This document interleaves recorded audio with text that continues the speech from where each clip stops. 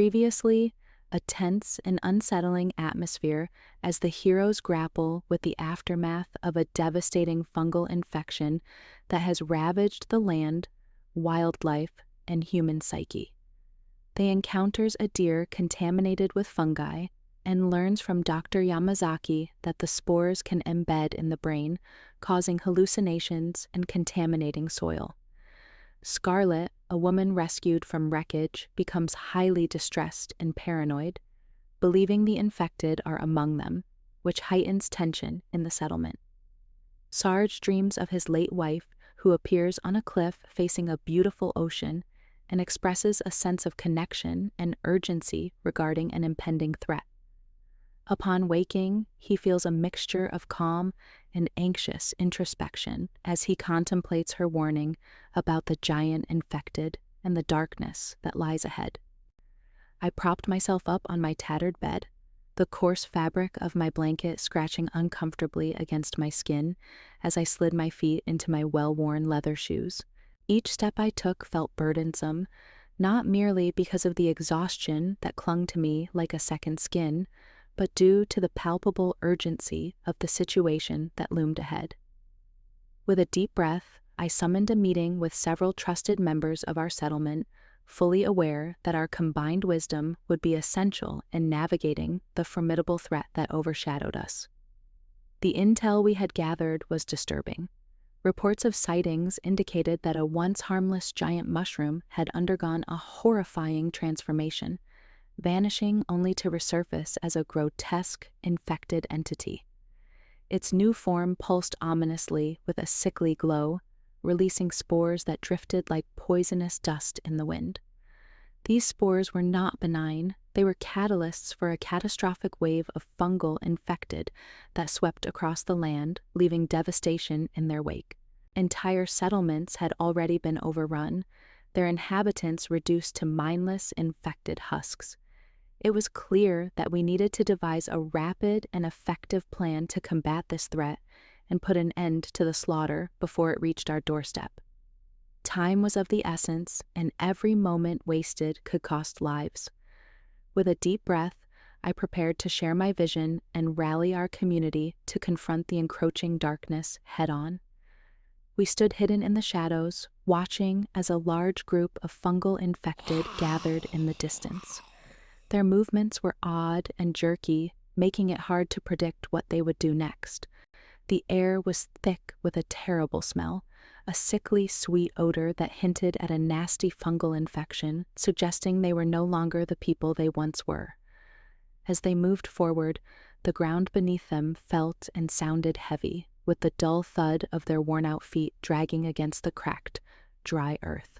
We had carefully planned our approach, spending countless hours discussing strategies and preparing for what lay ahead. We knew the settlement had weaknesses, it was vulnerable, and worn down by the chaos surrounding it. As the horde rushed into the open space, our traps were set to spring into action, an array of obstacles and nets designed to slow them down and give us the crucial time we needed. When the first dark figures stepped out from the thick brush, we shared nervous looks, adrenaline pumping through us.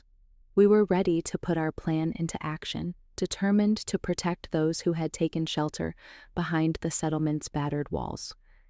Each heartbeat echoed our commitment, a mix of fear and strong resolve as we braced ourselves for the battle that was about to unfold.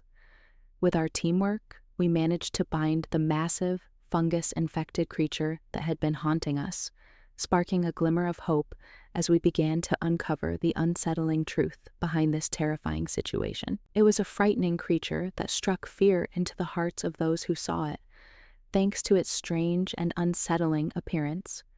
The beast had a large, strong body that looked twisted and misshapen, covered in odd, disturbing growths that seemed to cling onto it. Its skin was a purplish color, marked with glowing veins that pulsed with an eerie light. The surface was oddly moist and covered in vibrant mushrooms of all shapes and sizes, some of which glowed softly. From its oddly shaped head, long wiggly tendrils came out, moving gracefully as if they had a mind of their own, reaching into the air as if trying to sense things that weren't there. Meanwhile, Two bright blue eyes watched us closely, intense and unsettling. It felt as if it could look right into our minds, uncovering our fears, doubts, and insecurities. As we stood in front of the massive creature, a deep sound rumbled through the air, making the ground shake beneath us. The creature started to tremble violently, with cracks appearing all over its surface. The ground shook in reaction, making us brace ourselves for what was coming. We held our weapons tightly, prepared for whatever horrifying thing might come out. But an invisible force kept us rooted to the spot, as if the air around us had turned to stone. Then, with an ear-splitting crack, the monstrous form split in two. A thick, pulsing light oozed from its core, illuminating a figure trapped within. At first, we thought it was lifeless, just another victim of the infection, but as the haze cleared, the body inside began to stir. Slowly, it straightened, standing tall amid the swirling dust and flickering embers. Our breath caught in our throats. The face was familiar. Too familiar. Scarlet. She had once walked through the settlement, her piercing stare making everyone uneasy as she pointed fingers at those she believed were hiding the huge mushroom infected that had devastated the area. Now she faced us, transformed into something strange and unsettling. Her lips twisted into a creepy smile, and her eyes shone with an otherworldly glow. Then she let out a scream that chilled us to the core. 7 days of reckoning are ahead. This is just the start of the destruction that will come. A sudden gust of wind blew from her, making us shiver as the truth settled in. We had believed we were battling a mindless disease, but what we faced now, it was something far more terrifying. We exchanged frantic glances, fear and confusion gripping us like a vice. The weight of the moment pressed down on us, paralyzing our thoughts. What were we supposed to do? Was this some kind of sick illusion, or had we just witnessed something beyond our understanding? Rusty, always the boldest among us, took a hesitant step forward, his face a mask of both concern and disbelief. "Scarlet," he called out, his voice unsteady. But before he could get any closer, Scarlet moved with terrifying swiftness. From the folds of her tattered clothing, she produced a gleaming knife, the metal catching the dim light for just a second before she drove it deep into her own chest. A collective gasp escaped us. We could do nothing, no time to react, no way to stop her. The sound of the blade piercing flesh was sickeningly sharp, and her body trembled as blood bloomed across her front like ink in water. Her breath hitched, but her sinister smile never wavered. Then, with a final exhale, she collapsed backward, her lifeless form cradled by the monstrous fungal husk she had emerged from. For a moment, everything was still. Whatever had just happened, one thing was certain. This nightmare was far from over.